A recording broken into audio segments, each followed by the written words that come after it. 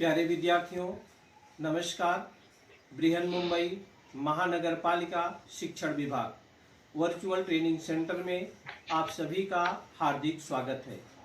आपका वर्चुअल मार्गदर्शक जयप्रकाश आर मिश्रा। चलिए हम सीखने के लिए तैयार हो जाते हैं।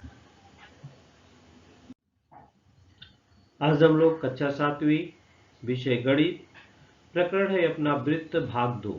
वृत्त भाग 1 में हम लोगों ने वृत्त के गुणधर्मों के बारे में देखा था बच्चों, जिसमें वृत्त की परिधि, सर्कमफेरेंस ऑफ सर्कल, परिधि और व्यास का संबंध, c बराबर पाई डी, c बराबर 2 पाई आर, ये सब के बारे में हमने वृत्त की त्रिज्या क्या है, वृत्त का केंद्र क्या है, वृत्त का व्यास क्या है, वृत्त की परिधि और व्यास से संबंध, और उस पर आधारित हम लोगों ने बहुत सारे सवाल भी किए थे। सवाल अच्छे थे, उसका आप अपने दैनिक जीवन में बहुत सारी जगह उपयोग भी कर सकते हैं। आज हम वृत्त पार्ट सेकंड में क्या क्या सीखेंगे, एक नजर उस पर डाल लेते हैं बच्चों। हम वृत्त के में पार्ट सेकंड में हम आर्क ऑफ द सर्कल माने वृत्तखंड, जिसको हिंदी में क्या बोलते हैं, वृत्तखंड, आर्क ऑफ द सर्कल, उसके बारे में सीखेंगे। लघु चाप, दीर्घ चाप, माइनर आर्क, मेजर आर्क क्या है उसके बारे में बताएंगे। अर्धवृत्त क्या है उसके बारे में सीखेंगे। Central angle and the measure of an arc, केंद्रीय कोण और चाप का माप क्या है, उसमें लघु चाप का माप, दीर्घ चाप का माप, वृत्त का चाप, मेजर ऑफ सर्कल, और अर्धवृत्त का माप कितना होता है, ये सब के बारे में जानकारी देंगे बच्चों। जैसा आप लोगों ने सीखा है कि ये सर्कल है। अब ये देखिए, सर्कल का एक छोटा सा भाग है। किसी भी सर्कल में दो भाग हो सकते हैं, एक बड़ा भाग एक छोटा भाग, माने आप काट सकते हो उसको आप, सर्कल वृत्त को। तो जो छोटा भाग होता है वो लघु चाप के रूप में होता है, और जो बड़ा भाग होता है वो दीर्घ चाप के रूप में होता है। ये देखिए, यहाँ पर एक कोई कोण बनता है, ये सर्कल, ये वृत्त है, आपको दिखाई दे रहा है। ये देखिए, ये व्यास है। जब व्यास से काटता है तो दोनों तरफ की चाप जो होते भाग बराबर होते हैं। यहाँ पर ये लघु चाप कहलाता है, और इसका जो ये वाला भाग कहलाता है, बड़ा वाला भाग, वो दीर्घ चाप कहलाता है। तो ये चाप है। ये देखिए, ये कोण अंतरित कर रहा है, ये लघु चाप के द्वारा है, ये बार वाला दीर्घ चाप के द्वारा है। एक एक करके हम आपको बताते हैं बच्चों, जो जो सीखेंगे उसको हमने आपको बता दिया। ये देखिए, यहाँ पर भी है, ये चाप द्वारा जो केंद्र पर एक कोण बनता है ना, ये देखिए, जो चाप का कोण का मान होगा वही केंद्र के कोण का मान भी होता है। देखिए, चाप द्वारा निर्मित जो केंद्र पर कोण बनेगा उस दोनों का मान क्या होता है, समान होता है। ये देखिए, यहाँ पर ये माइनर आर्क दिखा रहा है, यहाँ से यहाँ पर एक छोटा चाप है, माने परिध को जो सर्कमफेरेंस आपने सीखा है उसको दो भाग में कर दो। तो जो छोटा सर्कमफेरेंस होगा वो लघु चाप कहलाता है, और जो बड़ा सर्कमफेरेंस होगा वो मेजर आर्क कहलाता है। ये देखिए, यहाँ से यहाँ जो ब्लू भाग है इसका, ये मेजर आर्क है, और ये जो लाल वाला भाग है इसका माइनर आर्क है। ये देखिए, जैसे ये माइनर आर्क है और जो इधर वाला भाग बचता है वो मेजर आर्क है, बराबर।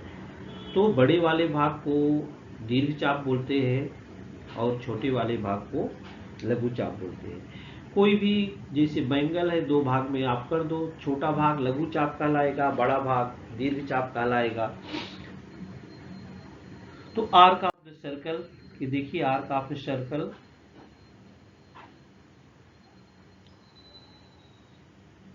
उसके पहले हम लोगों ने पहले वीडियो में क्या क्या सीखा था, कुछ सवाल हम उसके भी कर लेते हैं। Complete the table below. ये देखिए, रेडियस दिया है, इसका डायमीटर ज्ञात करना है और उसका सर्कमफेरेंस ज्ञात करना है। तो कैसे हम ज्ञात करते हैं बच्चों, तो रेडियस का डबल डायमीटर होता है। रेडियस का डबल क्या होता है, डायमीटर। अगर रेडियस दिया है, रेडियस क्या है, दिया है 7 सेंटीमीटर, तो इसका डायमीटर क्या हो जाएगा, diameter equal to 2 into R. तो 2 इंटू आर क्या हो जाएगा, 14 सेंटीमीटर। क्या हो जाएगा, 14 सेंटीमीटर इसका डायमीटर हो जाएगा। इसका सर्कमफेरेंस निकालने के लिए बच्चों हम क्या करते थे, सर्कमफेरेंस का सूत्र याद है, c equal to 2 pi R. या ये डायमीटर निकाल लिए तो C बराबर पाई डी। पाई का मान कितना लिखते थे 22/7, 22/7 गुणे 14, 7 दूनी 14 बराबर क्या हो गया 44, 22 दूना 44 सेंटीमीटर। अब इसको हम लिख सकते हैं डायमीटर कितना हो गया 14 सेंटीमीटर और सरकमफेरेंस कितना हो गया 44 सेंटीमीटर। दूसरा डाटा दिया है, इसमें रेडियस भी नहीं मालूम है, डायमीटर मालूम है और सरकमफेरेंस निकालना है। तो डायमीटर का आधा कर देंगे तो रेडियस मालूम हो जाएगा। डायमीटर डी है 28 सेंटीमीटर, इसका आधा कर दो तो dy2 करोगे तो 14 सेंटीमीटर आएगा। इसका रेडियस हो गया 14 सेंटीमीटर और इसका सरकमफेरेंस C बराबर पाई डी 22/7 गुणे 28, 7 चौक 28 हो जाएगा, यहाँ पर 7 चौक 28 और 22 चौका क्या हो जाएगा 88, इसका सरकमफेरेंस आ जाएगा 88 सेंटीमीटर। ये देखिए इसमें भर देते हैं, इसका रेडियस हो गया 14 सेंटीमीटर, यहाँ पर था 14 सेंटीमीटर, ये निकाला था हमने रेडियस और इसका सरकमफेरेंस कितना आ जाएगा 88 सेंटीमीटर, 88 सेंटीमीटर। ये हम लोगों ने पहले वीडियो में सीखा था। थोड़ा सा हम रिवीजन कर लेते हैं, कई दिन हो गए आप लोग भूल जाते हैं। तो देखिए दूसरा सवाल भी करते हैं, वही कंप्लीट द टेबल। ये प्रश्न संग्रह 41 का सवाल है बच्चों, हमने पहले वीडियो में इसको बताया नहीं था, बहुत सारे सवालों को इस आधार पर समझाया था। इसमें देखिए रेडियस निकालना है, डायमीटर भी निकालना है, सरकमफेरेंस दोनों का दिया है, दोनों का सरकमफेरेंस दिया है। ऐसी सवाल हमने पहले वीडियो में किया भी था। तो सरकमफेरेंस दिया है तो C बराबर क्या होता है 2 पाई r बराबर 616 या पाई डी बराबर 616। तो डी बराबर क्या हो जाएगा 22/7 गुणे डी बराबर 616। यहाँ से डी बराबर क्या हो जाएगा 616 गुणे 7/22 उल्टा हो जाएगा, तो डी बराबर आएगा 196 सेंटीमीटर। अब इसका रेडियस निकालना है तो 196 का हाफ कर देंगे, 196 में से 2 से डिवाइड कर देंगे तो आ जाएगा 98 सेंटीमीटर। तो पहले का रेडियस आ गया 98 सेंटीमीटर और डायमीटर आ गया 196 सेंटीमीटर बराबर। अब इसी सेम टू सेम दूसरे वाले का भी निकालना है, तो उसमें भी सरकमफेरेंस दिया है 72.6 सेंटीमीटर। तो पाई डी बराबर 72.6 सेंटीमीटर या 22 पाई का मान 22/7 गुणे डी बराबर 72.6। तो डी बराबर क्या हो गया, डी बराबर यहाँ से हो गया 72.6 मल्टीप्लाई बाई 7 डिवाइड बाई 22, तो बराबर हो गया 33 गुणे 7/10 बराबर 23.1 सेंटीमीटर डी। अब डी का आधा करोगे तो क्या हो जाएगी रेडियस 11.55 सेंटीमीटर, 11.55 सेंटीमीटर। चलिए इसको हम पूरा कर देते हैं चार्ट को। यहाँ पर 23.1 सेंटीमीटर, नहीं बच्चों ये थोड़ा सा मिस्टेक हो गया, ये रेडियस आएगा इसका 11.55।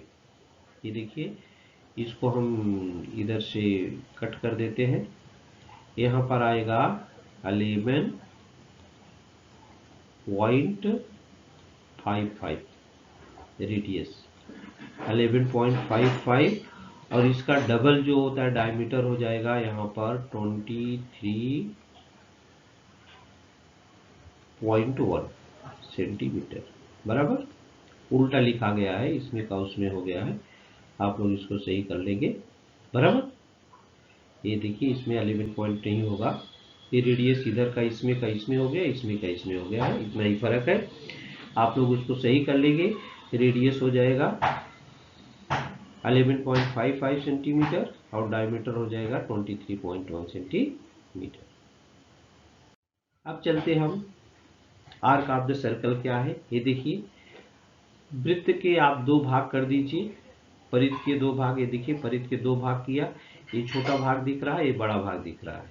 ये देखिए बड़ा वाला भाग है दीर्घ चाप है, ये छोटा वाला भाग है जो है लघु चाप। लघु चाप ये दीर्घ चाप मिलके के पूरे वृत्त की रचना हुई। देखिए यहाँ पर इस वृत्त के दो भाग आई जी कट के अलग हो रहे हैं, ये छोटा है और आई जी इधर बड़ा है, ये दो भाग हो रहे हैं। जो छोटा भाग है इसको लघु चाप बोलते हैं, जिसको हम माइनर आर्क बोलते हैं।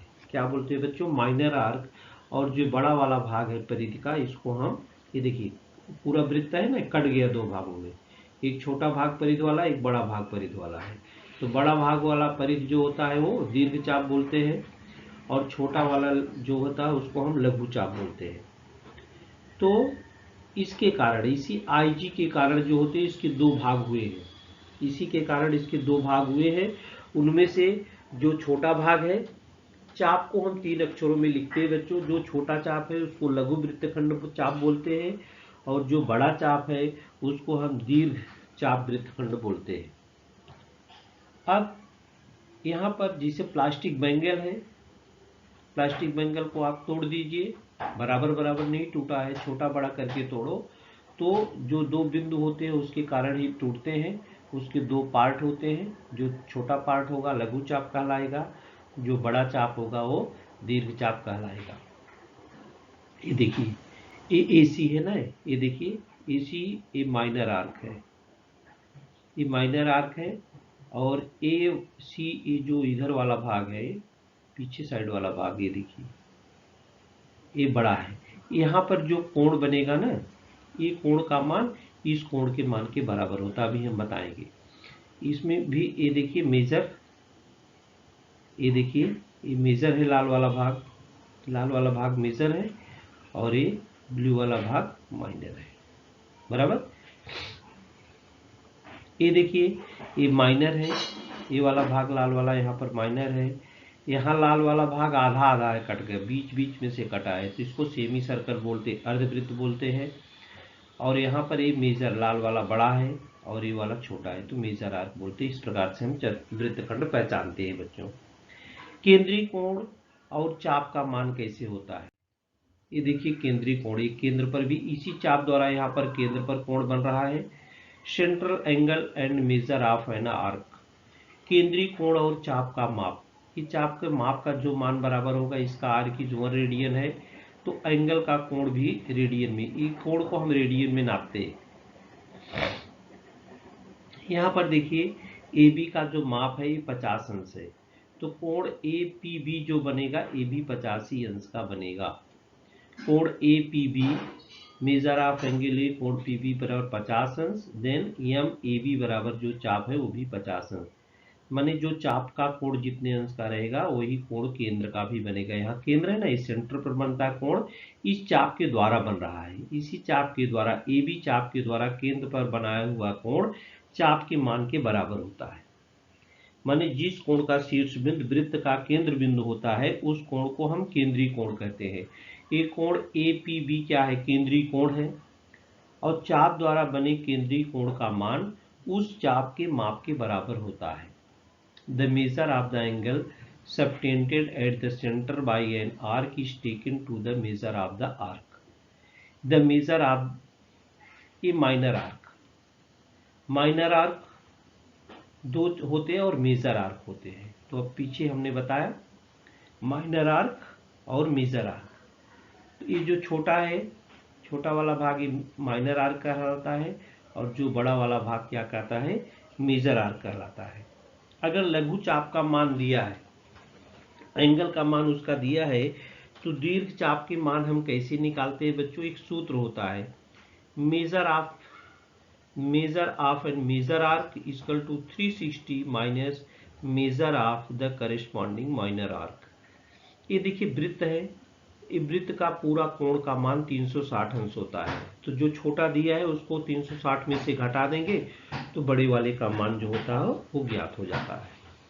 इस प्रकार से चाप का माप अगर दिया है कितने अंश है, तो दूसरे चाप का जो होता है माप हम 360 में से उतना घटा के निकाल सकते हैं। यहाँ पर ये 50 अंश है इसका अंश, तो इस दूसरे का जो मेजर आर्क है उसका कोण का मान कितना होगा, 360 में से 50 घटा देंगे तो 310 आएगा, तो 310 हो जाएगा करेस्पॉन्डिंग मेजर आर्क का मान हो जाएगा। तो एक कोण का अगर मान दिया है, दूसरा कोण हमको मालूम करना है, तो बच्चों 360 में से उसको क्या करेंगे, घटा देंगे, तो हमको दूसरे कोण का मान जो होता है वो मालूम हो जाता है, बराबर। तो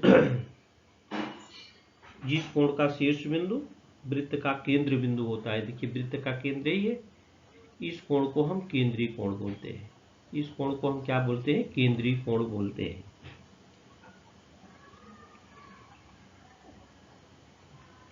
और चाप द्वारा बने केंद्रीय कोण का माप उस चाप के माप के क्या होता है, बराबर होता है।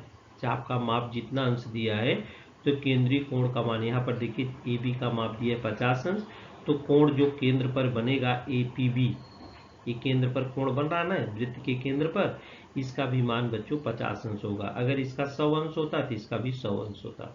ये आप ध्यान में रखेंगे, ऐसे सवाल आपसे पूछे जाते हैं। ये देखिए पूरा कोण मेजर ऑफ ए सर्कल कितना है, यहाँ से घूम रहा है, यहाँ पर ये 360 डिग्री है। कितना है पूरा, 360 डिग्री, 360 डिग्री।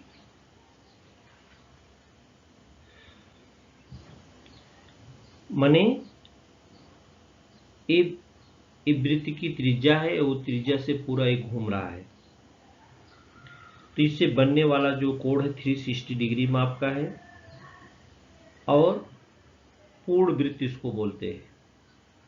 तो पूर्ण वृत्त का जो मान होता है बच्चों 360 डिग्री होता है। पूर्ण वृत्त का मान कितना होता है, 360 डिग्री। अर्धवृत्त का मान कितना होता है, ये देखिए सेमी सर्कल लिखा है, सेमी सर्कल, तो सेमी सर्कल दो भाग में बढ़ गया, अर्धवृत्त इसको बोलते हैं। तो अर्धवृत्त का मान क्या हो जाएगा, 180 डिग्री, 180 डिग्री। तो the measure of the complete circle is 360 degree और the measure of a semi circle arc is 180 degree.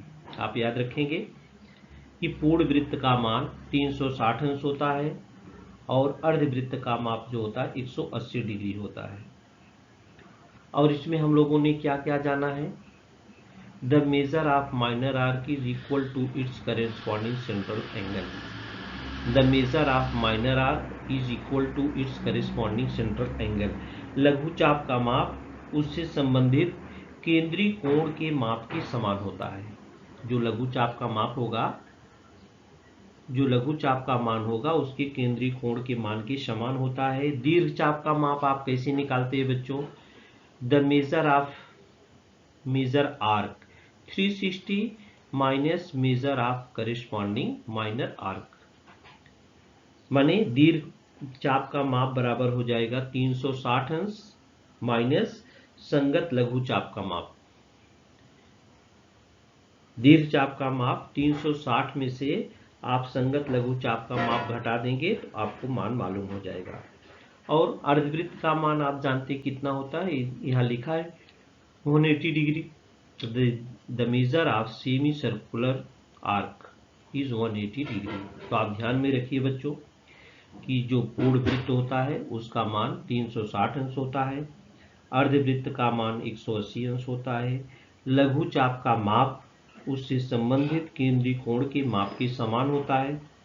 दीर्घ चाप का माप आप कैसे निकालेंगे, 360 में से संगत लघु चाप का माप घटा देंगे तो आपको दीर्घ चाप का माप आ जाएगा, और अर्धवृत्त का माप जो होता है 180 डिग्री होता है। चलिए हम इस पर आधारित कुछ प्रश्न जो हम लोगों ने सीखा है, वृत्तखंड आर्क ऑफ द सर्कल, जो वृत्त के दो भाग होते हैं, छोटा वाला लघु चाप बोलता है, बड़ा वाला भाग दीर्घ चाप बोलते हैं।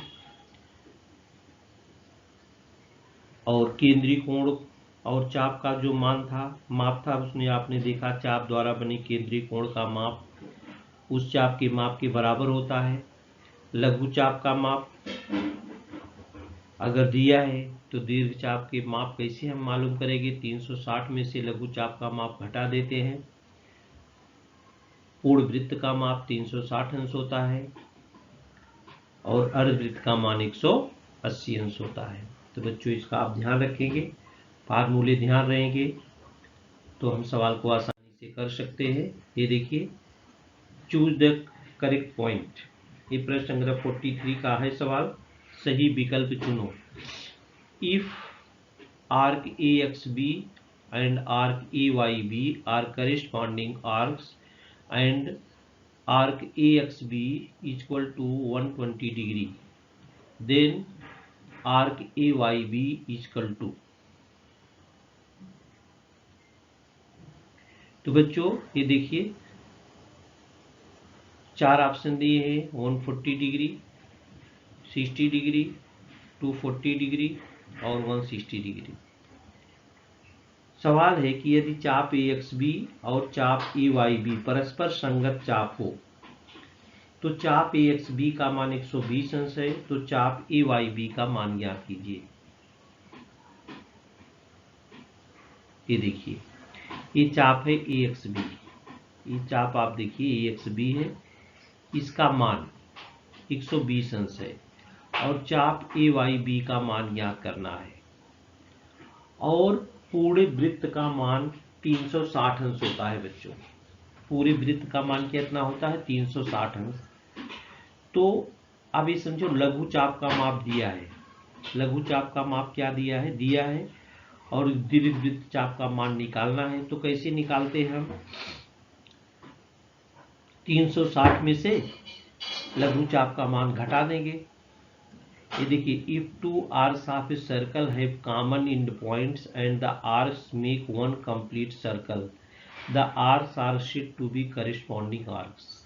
ये है ना, ए बी पॉइंट के द्वारा दोनों बन रहे हैं, ए बी से ये अलग हो रहे हैं। Hence AYB and AXB are mutually corresponding arcs. जिन दो चापों के अंत बिंदु सामान्य होते हैं, जिन दो चापों के अंत बिंदु क्या होते हैं? सामान्य होते हैं तथा उन वृत्तखंडों को मिलने से पूर्ण वृत्त बनता है।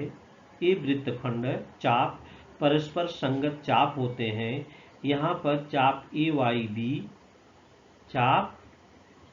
AYB और AXB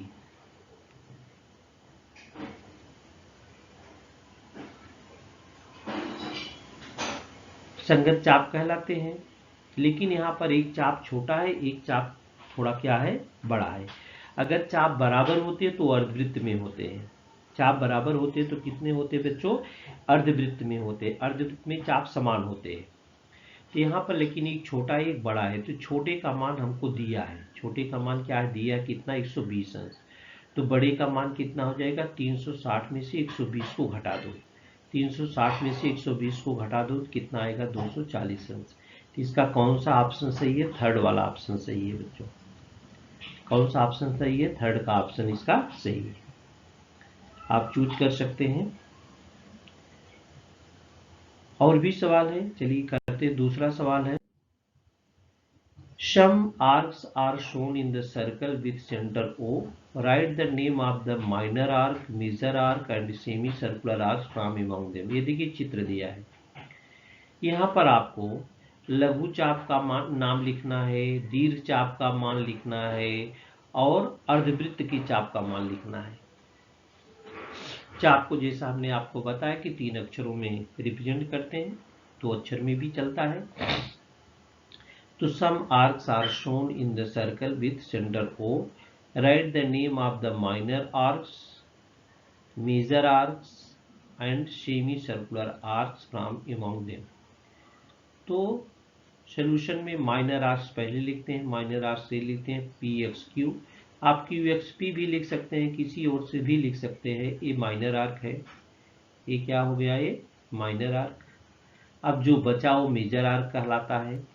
तो P और ये पॉइंट Y है, Q है, तो दूसरा जो तो होता है मेजर आर्क PYQ। यहाँ से लेकर के शुरू किया आप,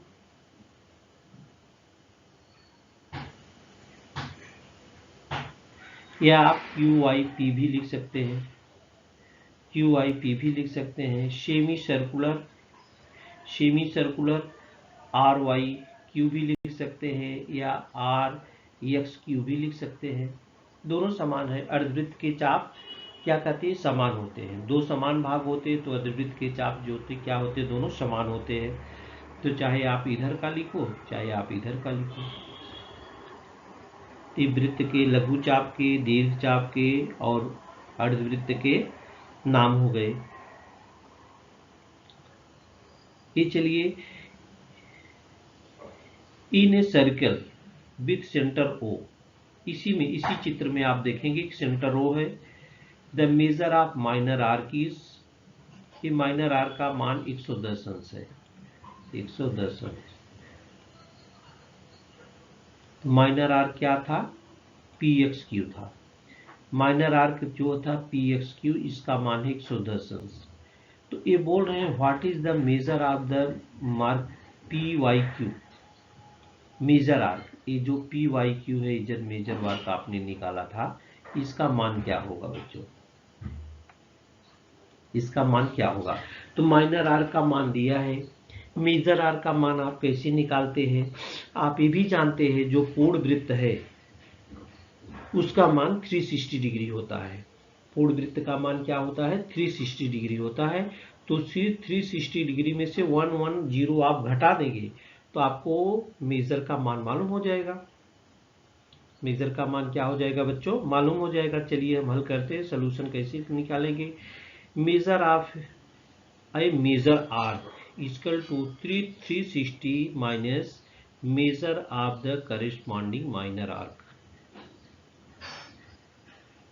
दीर्घ चाप का माप 360 माइनस संगत लघु चाप का माप, 360 माइनस संगत लघु चाप का माप, तो बराबर 360 माइनस 110 बराबर हो जाएगा 250 डिग्री। तो ए पी वाई क्यू का मान क्या हो जाएगा, 250 डिग्री हो जाएगा। Major arc P Y Q है, इसका मान हो जाएगा, पी वाई क्यू का मान क्या हो गया बच्चों, 250 डिग्री आएगा, 250 डिग्री।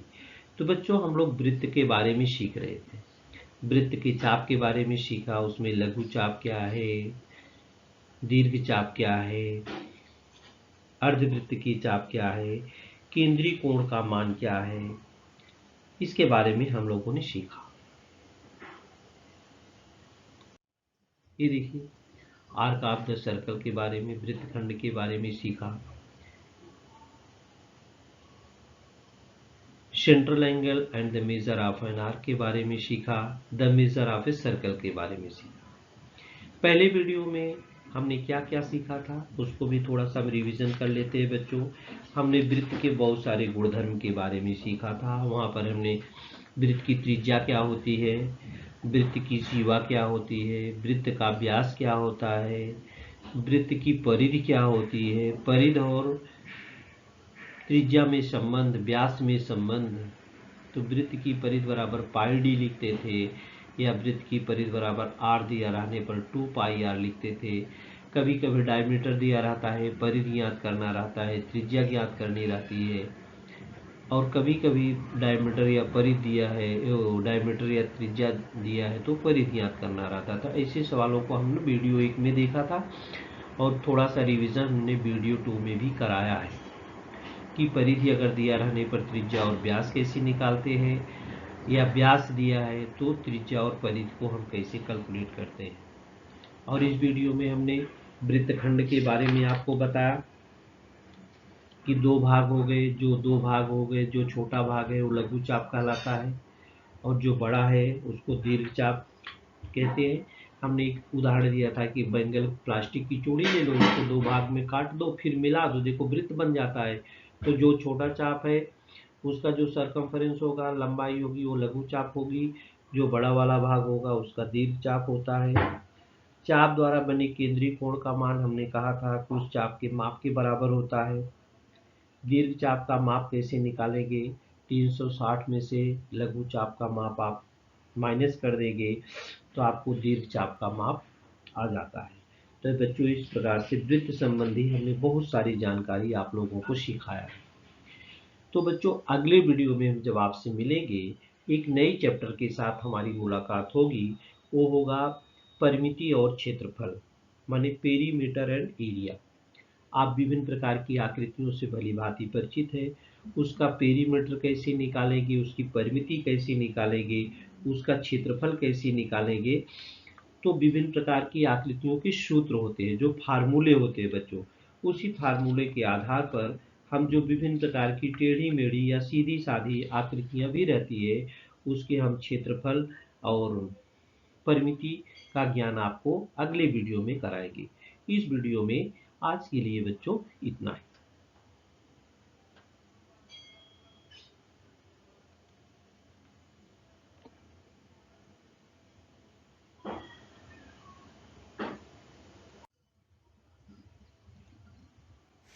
प्यारे विद्यार्थियों, हमने जो आज सीखा, हमें पूर्ण विश्वास है आप उसको अच्छी तरह से सीख चुके हैं और उसका आप अच्छी तरह से अभ्यास भी करेंगे। आज के लिए इतना ही। धन्यवाद।